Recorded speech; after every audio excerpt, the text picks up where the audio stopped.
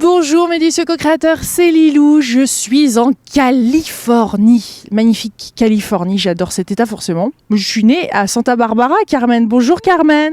Bonjour Lilou. Comment ça va? Ça va très bien, un matin lumineux, des conditions parfaites. Alors Carmen est une hôtesse de l'air, mais pas comme les autres. Carmen a écrit un livre qui s'appelle « Quel serait l'avenir de l'humanité si ?»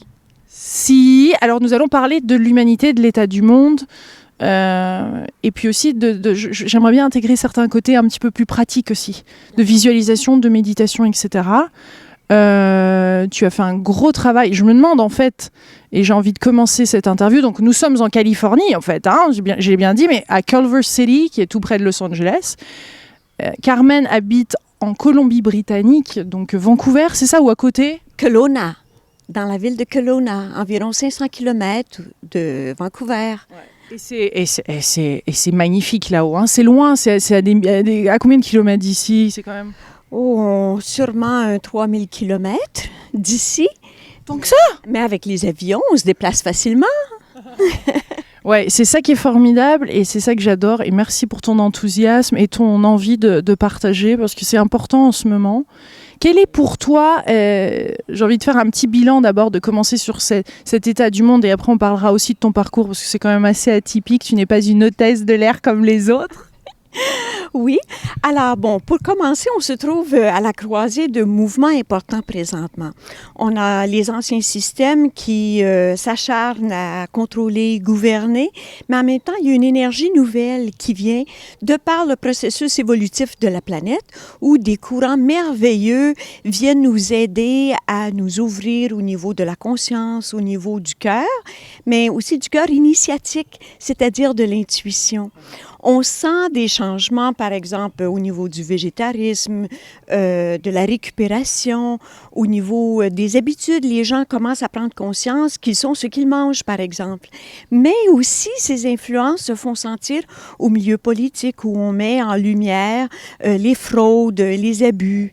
Même sur le côté religieux, on voit certains mouvements religieux qui s'acharnent à vouloir à tout prix gagner, comme s'il y avait une bataille entre les religions. Mais en fait, les nouveaux courants veulent harmoniser, intégrer une spiritualité qui est beaucoup plus universelle que cadrée dans des contenants qui s'appellent tel et tel.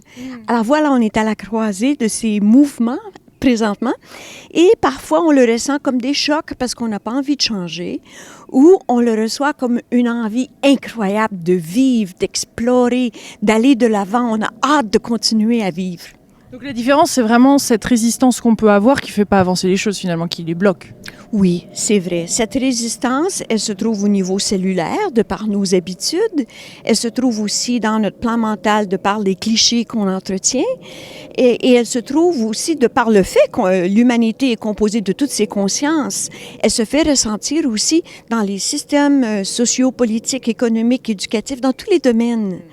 Et c'est pour ça j'ai écrit le livre, mais en fait avec une équipe d'auteurs où chacun a composé son chapitre sur la situation actuelle et sur ce croisement d'énergie qu'on vit présentement. Et bon, c'est une collaboration, ça a été fait, une co-création. Hein. Une co-création. J'ai été la coordinatrice du projet, mais mon équipe, les 8 autres auteurs, ont participé d'une façon harmonieuse, généreuse de leur temps pour chacun écrire selon son domaine. Ça, c'est intéressant. Comment vous êtes rencontrés? Parce que je suppose que les co-créateurs qui regardent, et on est tous amenés à vraiment collaborer comme ça, on est dans cette ère de partage, de co-création. Comment vous êtes rencontrés? Comment vous avez décidé d'écrire ensemble? C'est intéressant ça. Il faudrait peut-être aller à rebours dans l'histoire. Et j'aimerais vous raconter comment l'idée est venue.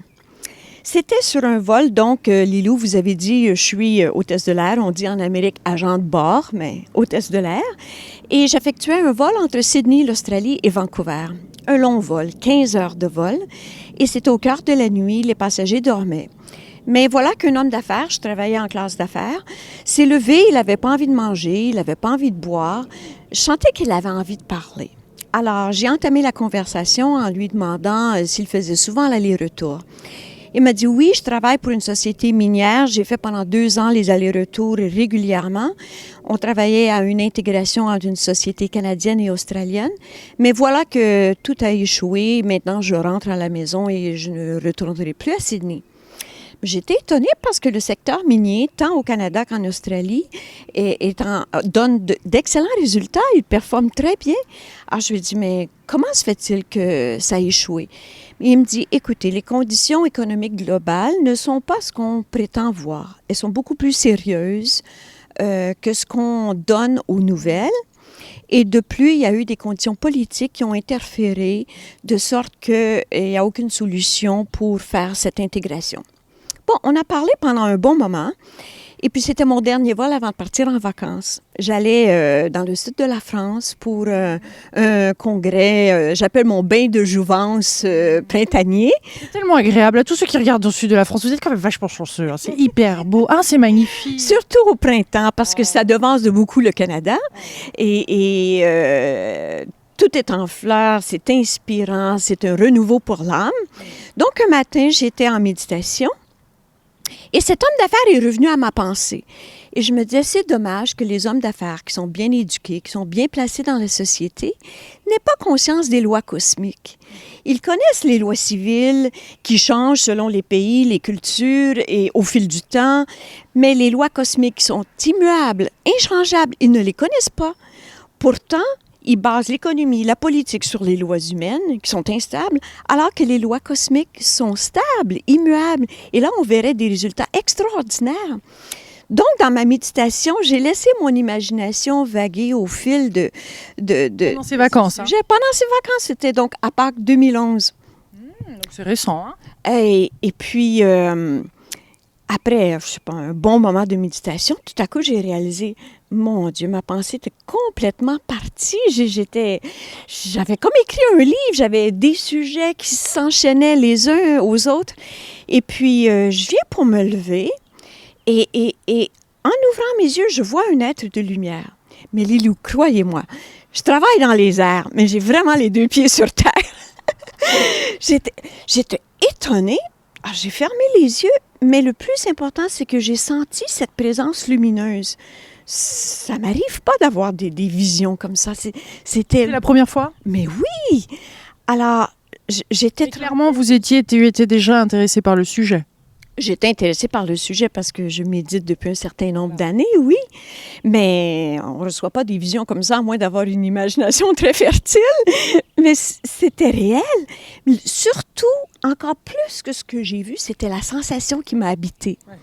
J'ai senti des mains sur ma tête et une chaleur m'entourait comme si on m'avait branché sur un 550 volts. J'étais dans une chaleur incroyable. Et je sentais ses mains au-dessus de ma tête. Et j'ai entendu, vous devez faire ce livre, le monde a besoin de savoir.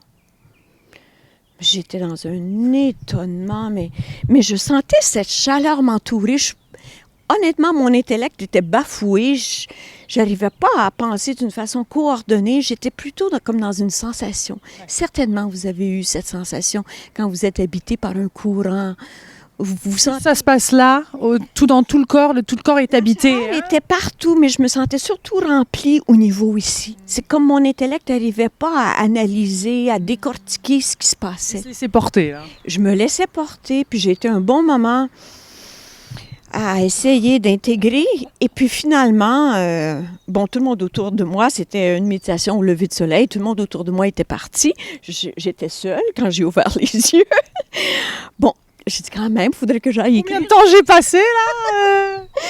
J'ai dit, il faudrait quand même que j'aille écrire ces chapitres comme ils me sont venus dans ma méditation. Alors, je suis descendue paisiblement à mon petit lieu d'habitation et j'ai écrit les chapitres, la politique, l'économie, l'éducation, le rôle des femmes, l'art et ainsi de suite. Et je me suis dit, bon, alors qu'est-ce que je fais avec ça? Parce que tu avais déjà une envie ou une curiosité face à ces sujets-là? Par exemple, tu lisais le journal ou tu t'intéressais à ces sujets où il y avait cette envie à l'intérieur ou c'est vraiment venu, genre l'information, elle est venue...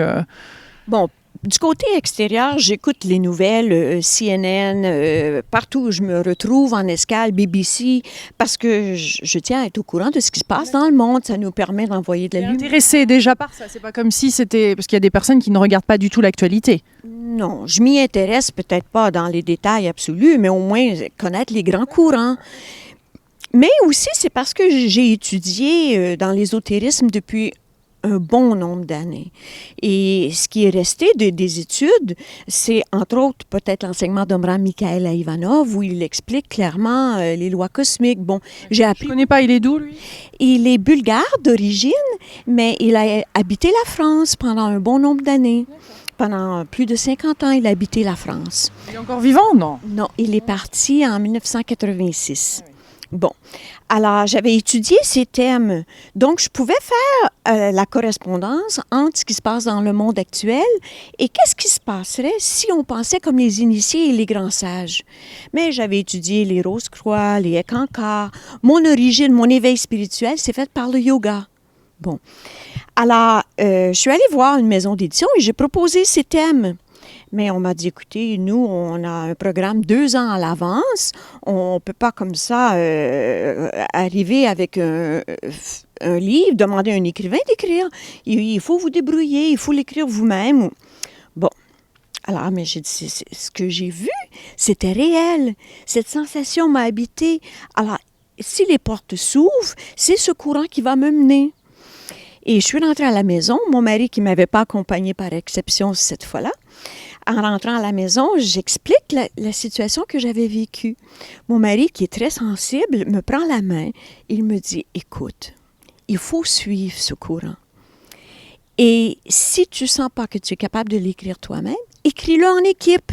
Il m'a proposé Mark Walker pour parler de l'économie, qui est un homme d'affaires qui a des bons succès, des grands succès, un entrepreneur généreux et qui comprend que l'économie actuelle n'est pas viable à long terme. On passe à travers cette économie, mais elle nous joue des tours qui sont proches de la ruine parfois. Bon. Et puis, il m'a proposé encore quelqu'un d'autre qui s'appelle Denise Bertrand, qui est en fait anglophone, mais qui vit en Thaïlande et qui a démarré une école d'art dramatique pour les enfants et les adolescents.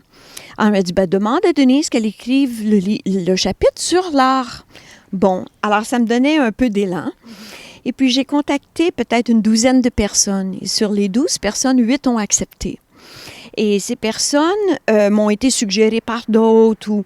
Mais ce qui nous... Sur quelle période ce recrutement, quelque part? Donc, cette vision, elle a eu lieu à Pâques 2011. À l'été 2011, l'équipe s'est formée.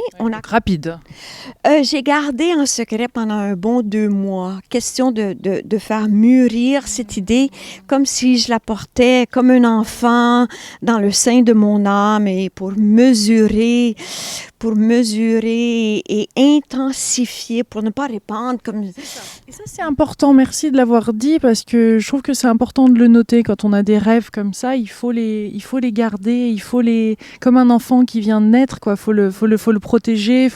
Des fois, on a tendance à en parler et puis on se fait casser par d'autres parce que voilà, ils comprennent pas forcément, surtout des idées pionnières comme ça. Oui, on se fait saboter nos propres projets dans le fond. Mais quand une idée nous vient ou un projet nous vient, c'est bon de le préparer dans le secret de notre aide, d'y ajouter les éléments pour sa réalisation et de prendre une démarche quand les courants sont favorables. Une journée claire, lumineuse, une lune montante. Alors là, on agit dans le sens de descendre dans la matière cette idée. D'ailleurs, on en parle un peu dans le livre. Et ce qui nous ramène d'ailleurs au rôle des femmes, parce que les femmes... Il y a un chapitre là-dessus, oui. Il y a un chapitre, et les femmes doivent prendre conscience qu'elles détiennent les clés de la matérialisation.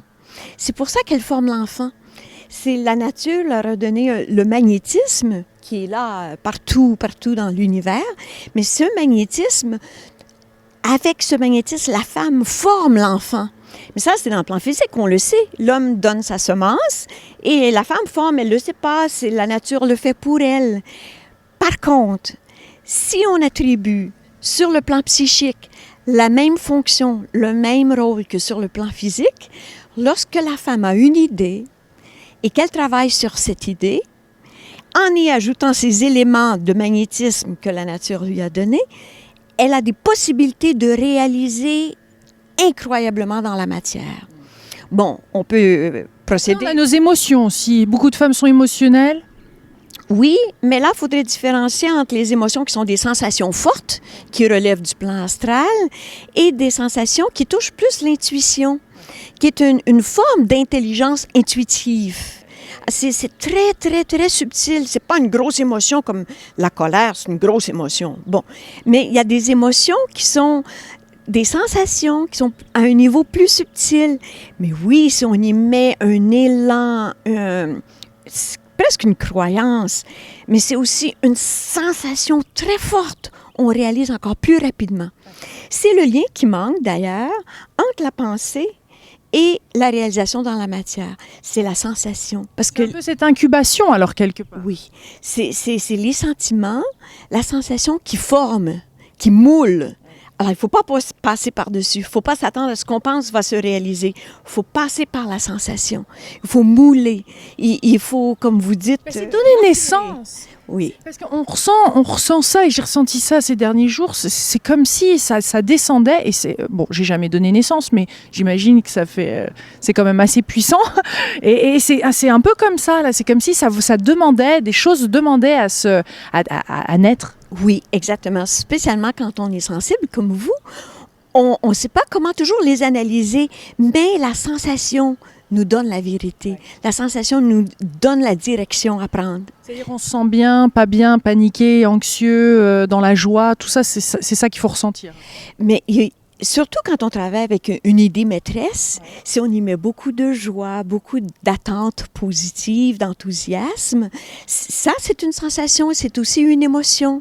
Mais elle est subtile, l'émotion. Sauf que en la mettant autour de cette idée pour qu'elle se réalise, on aide à la faire passer dans la matière, à la faire naître.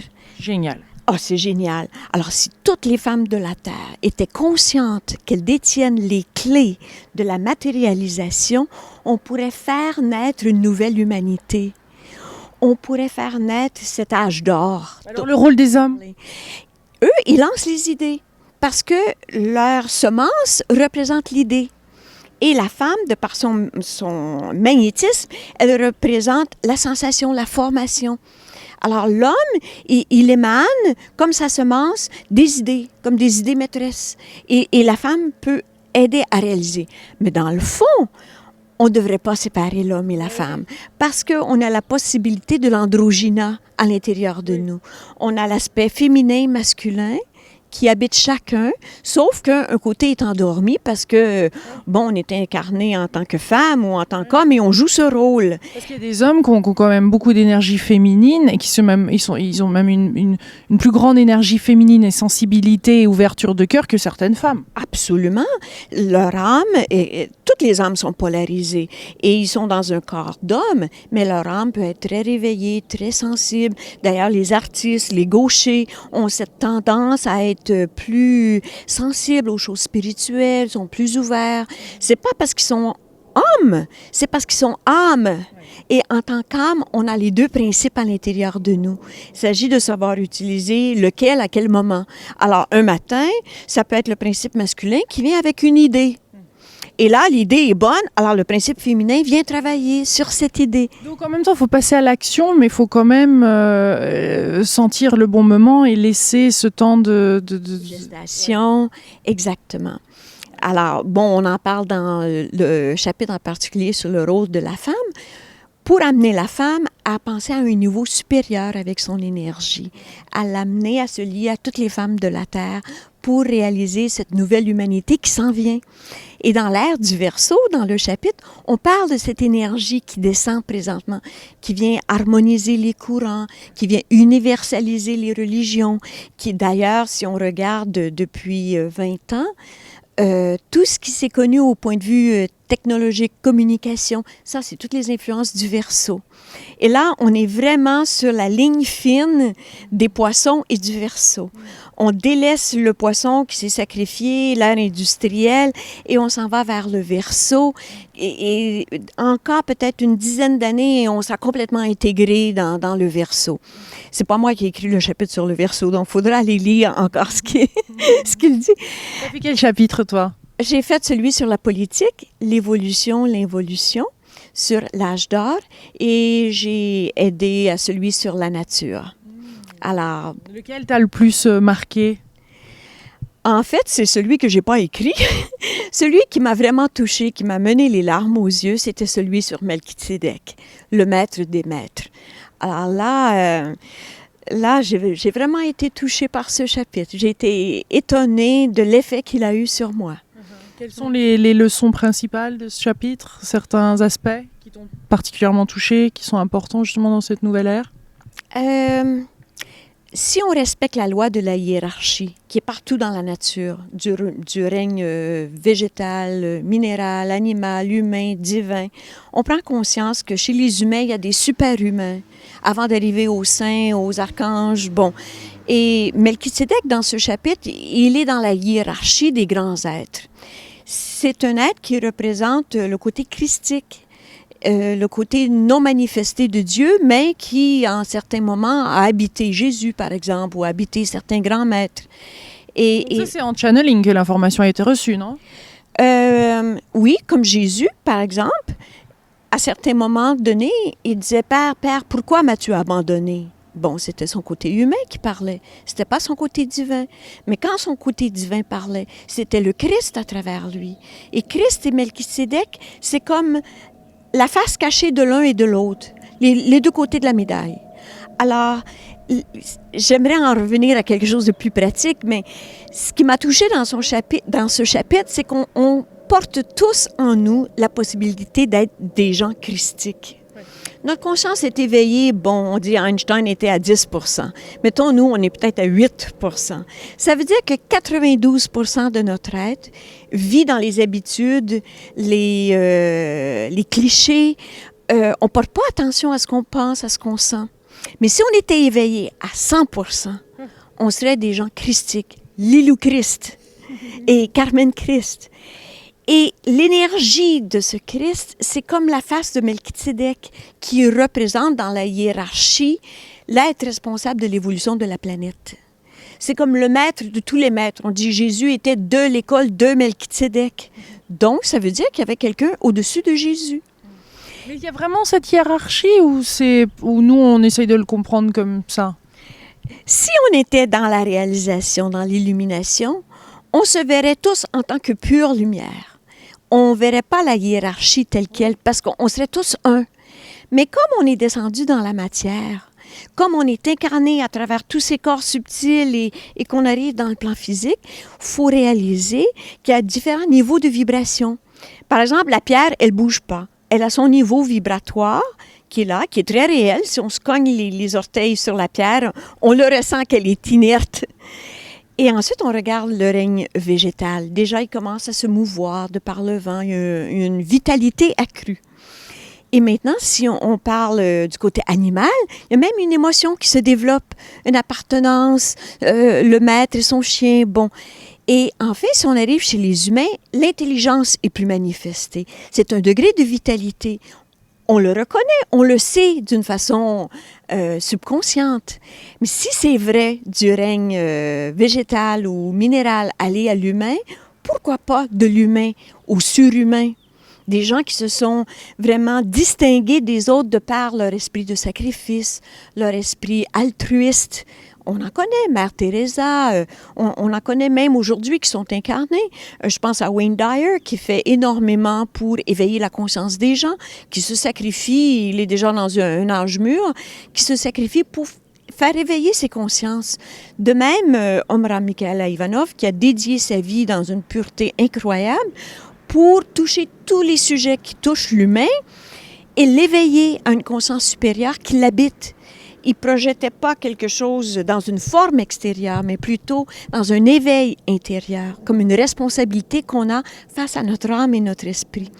L'humain a tendance, quand il voit ça, à tout de suite adorer, aduler, fanatiser. Il y a toujours ce côté qui revient chez l'humain, malheureusement, parce qu'en fait, quelque part, même s'il y a des vibrations différentes et des expériences différentes etc., une fréquence différente, certainement, on est tous dans le même bateau. Et des fois, je trouve que c'est ce côté-là d'adulation, d'adoration, d'admiration, de dévotion qui nous a un peu fait perdre la vraie nature des choses dans cet univers. C'est vrai que plusieurs personnes ont tendance à idolâtrer une personne. Rapidement, parce qu'elles n'ont pas le pouvoir en elles ou en eux. Mais quand la conscience est éveillée et qu'on comprend bien le message, parce qu'il y a aussi de ces 10 maîtres qui se veulent reconnus, qui veulent avoir le pouvoir sur leurs disciples, mais un être détaché, désintéressé, nous dit, je suis le poteau indicateur, je vous donne la direction, portez pas attention à moi, portez attention au message. Alors là, si on a une responsabilité face à son âme, on a un travail à faire sur soi et on ne donne pas son pouvoir comme ça à quelqu'un d'autre. Hein? On le garde pour soi. Mais ça dépend du niveau de conscience. Chacun trouve ce qu'il lui faut. Si quelqu'un est abusé, il pourra dire, ben, j'avais pas le discernement nécessaire. Je me suis laissé abuser par un tel ou une telle. Mais c'est vrai qu'on a tendance à vouloir suivre quelque chose qui nous dépasse. Mais ça, c'est un manque de confiance ou de conscience ou de réalisation, parce que c'est vrai qu'en fait, sinon, on peut s'en nourrir, on peut être auprès de ça, on peut quelque part un peu admirer, sans partir vers l'excès, en fait, parce qu'après, on redonne son pouvoir encore à l'extérieur. Je pense que c'est vraiment temps, ça fait partie de cette nouvelle humanité, non, de se reconnaître les uns dans les autres. Peu importe les situations, finalement, puisqu'on les rencontre, ces situations. Donc, quelque part, ça fait partie de nous. Oui, en effet. Qu'on admire quelqu'un, c'est bien, c'est un point de départ, parce que ça nous incite à vouloir lui ressembler. Et on a besoin de ça, on a besoin de sentir que quelque chose nous amène vers l'avant. Donc, de se laisser inspirer, de se laisser influencer à un certain point, mais pas de donner son pouvoir personnel. Parce qu'à l'intérieur de nous, il y a l'esprit qui nous guide, qui est aussi puissant, qui devrait être lié à l'esprit de cet être qui nous inspire. Et on a notre âme, cette partie de nous qui cherche l'espace, qui veut se dilater à l'infini. Mais ça fait partie de cet être qui nous inspire. C'est ça, parfois, même, qui nous attire, parce qu'on sent que cet être est tellement dilaté, qu'il est tellement bienheureux, qu'on est attiré. Mais en fait, c'est pour nous rappeler qu'on a la même possibilité de se dilater. L'esprit qui demande à vibrer dans l'éternité est attiré par quelqu'un qui vit déjà cet élément. Hein? C'est vrai. On le sent parfois. On est à côté de quelqu'un, puis on dit « Ah, sa joie me réjouit ». C'est un phénomène très naturel. Mais si on est dans un état négatif et on va attirer des gens négatifs vers soi, et là, on brasse le négatif parce que qui s'assemble se ressemble. Hein? Ouais. Et parce que les solutions de demain, d'aujourd'hui, je suis convaincue qu'on a tous un rôle à jouer, on a quelque chose d'unique en nous aussi et qu'on a quelque part à donner naissance à une autre forme de leadership ou une autre forme des nouveaux projets, un nouveau travail, des nouvelles entreprises, des nouvelles idées politiques, des nouvelles idées économiques et tout ça. Donc pour réaliser ça, c'est vraiment, il y a une réalisation personnelle. Une fois de plus, c'est vraiment là que ça va se passer, non ? Comment donner naissance ? Comment ce processus de donner naissance se passe en fait ? On en a parlé déjà tout à l'heure, mais c'est comme s'il manquait un élément.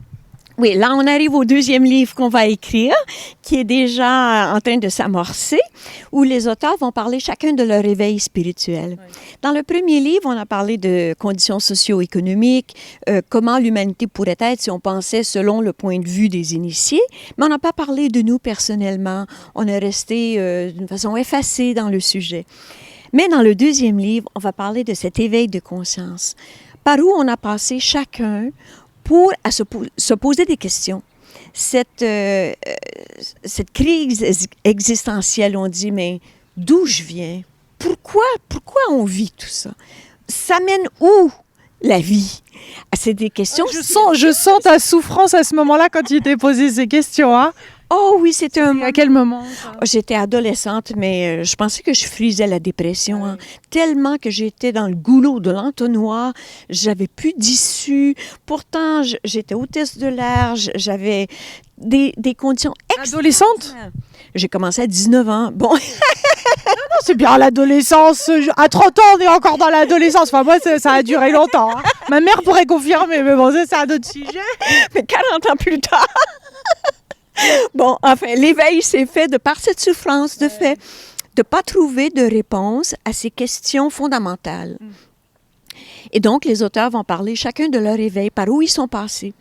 Mais en général, je pourrais dire que cet éveil se fait soit par une grande souffrance, le décès d'un être cher, un accident, la maison passe au feu, quelque chose de très, très dur sur le moral qui fait qu'on est à bout de nos forces, où l'ego a aucun moyen de justifier, de s'enfuir. Il est face à un mur incroyable.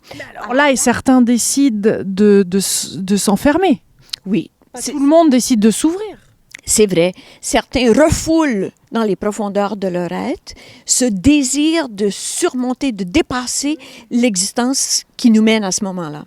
Alors ça, c'est un point de réveil. Donc là, la souffrance continue quand c'est comme ça. Elle est larvée, puis elle continue peut-être toute la vie. Les gens deviennent bipolaires, les gens deviennent dépressifs en thérapie pendant des années parce qu'ils n'ont pas ouvert ce côté spirituel de leur être qui donnerait des réponses à leur existence. Le deuxième aspect qui fait que quelqu'un ouvre sa conscience, c'est par une recherche consciente.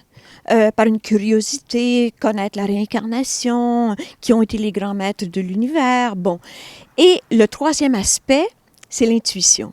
Certains êtres plus évolués sont très intuitifs. Ils trouvent le chemin sans souffrance, sans trop chercher. Le livre tombe dessus et voilà, ça nourrit leur âme et ils démarrent cet éveil de conscience. Selon mes observations, c'est les trois moyens qui nous amènent à éveiller notre conscience. Mais quand la conscience s'ouvre, maintenant, il faut faire quelque chose. Parce que ça peut être puissant, hein? Ça secoue quand même. Hein? Ça peut être sous une forme d'une révélation, d'un rêve, même parfois d'une illumination. Alors, je ne peux pas en parler parce que je n'ai pas été illuminée, mais un grand courant qui passerait, par exemple, et qui révélerait la réalité du fait qu'on n'est pas seulement qu'un corps physique, des pensées ou des émotions. On est une âme et un esprit. Et l'éveil doit nous mener à cette réalité qu'on est âme et esprit. Et là, il n'y a plus de jugement les uns envers les autres. Il n'y a plus besoin de religion cadrée comme elles ont été dans le passé. Dans le passé, ça allait parce qu'on était encore sur les modes de survie. Il fallait trouver la nourriture à chaque jour, l'habitation. Et les conditions étaient ardues. Mais aujourd'hui, on a des conditions favorables pour la plupart des gens, le système d'éducation et même dans les pays en voie de développement. Ce qui fait que les conditions nous mèneraient plus rapidement vers cette ouverture d'âme et d'esprit. Et dans l'âme et l'esprit, on se sent comme des frères et des sœurs. On se sent mués par la même énergie. En fait, c'est comme si on était tous composés de particules lumineuses, tellement fines, tellement ténues, mais que ce qui les tient ensemble, cette colle qui les tient ensemble, c'est l'amour. Cet amour qui est universel, cet amour qui fait que toutes les particules tiennent ensemble. C'est pour ça qu'un jour, j'ai lu, c'était justement chez Omra Mikhaëla Ivanov, il disait « La sagesse, c'est de reconnaître que l'amour doit être à la première place. » Cet amour qui fait qu'on se sent dilaté, on se sent heureux, dans un état de gratitude. Même si pour y arriver, il faut développer la gratitude. Dire merci, merci, merci à tous les jours pour les fleurs, merci pour... On est baigné dans l'abondance, on s'en rend pas compte. Oui, on est baigné dans l'abondance de lumière en partant. Bon, on a la lumière physique de jour, mais cette lumière invisible, elle est là, elle est partout. C'est la lumière de notre esprit, c'est ces étincelles qui sont partout. J'ai eu la chance une fois sur un vol, c'était entre l'Europe et Vancouver. J'étais dans un état de repos Mais j'étais dans un état de gratitude. Et quand j'ai ouvert les yeux, j'ai vu toutes ces petites particules lumineuses qui dansaient partout dans l'air. Puis quand je les cherchais une à une, je les perdais. Mais quand je laissais mon regard porter, je voyais toutes ces particules et j'ai compris que c'était ça la lumière universelle, la lumière du cosmos. Et on est composé de cette lumière. C'est merveilleux. Merveilleux, Carmen. Je sens qu'on pourrait parler des heures, mais Carmen, elle est aspirée, là. C'est génial. Merci de cette très, très belle interview. Oh, le plaisir est pour moi. Et à très bientôt. Et vraiment, encore un grand, grand merci à toi. Et merci à l'équipe, merci à l'inspiration qui est venue et merci à cette vision qui me soutient et qui m'a amenée jusqu'à vous. Génial! On vous embrasse, mes délicieux co-créateurs de la Californie! Wouh! Bye!